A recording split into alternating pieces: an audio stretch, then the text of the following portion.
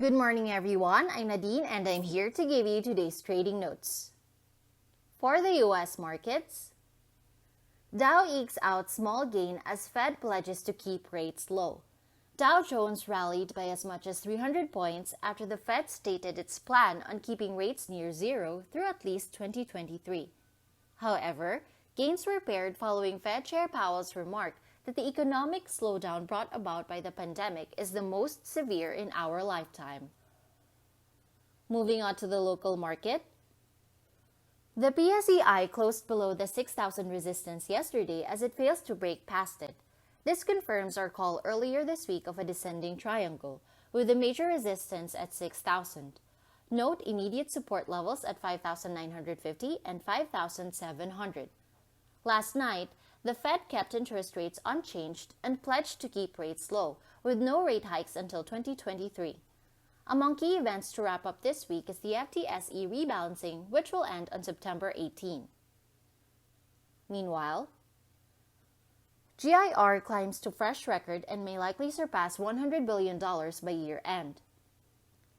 Our view: the country's foreign reserves are inching closer to the $100 billion mark, ending the month of August at $98.95 billion, already ahead of the full-year BSP target of $90 billion.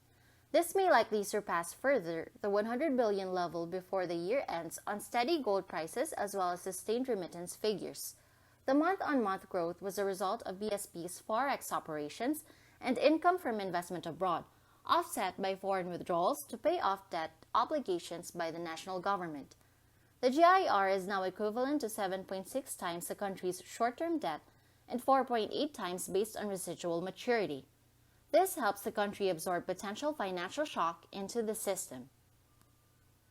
In other news, infra spending is down in July. Our view: infra spending declined 30% year-on-year to 52.3 billion pesos in July and down 16% month-on-month. The year-on-year drop was due to a one-off expenditure made last year with advances made by the Department of National Defense for projects under the AFP modernization program. Meanwhile, infrastructure projects gradually restarted as it carefully implements safety protocols. Year-to-date, infra spending is still down 9% to 350 billion pesos, largely due to the ECQ in the second quarter. Infrastructure spending this year is estimated at 785.5 billion, or 4.2% of the GDP, still short of the ADB recommended level of 5%. That wraps up today's market outlook.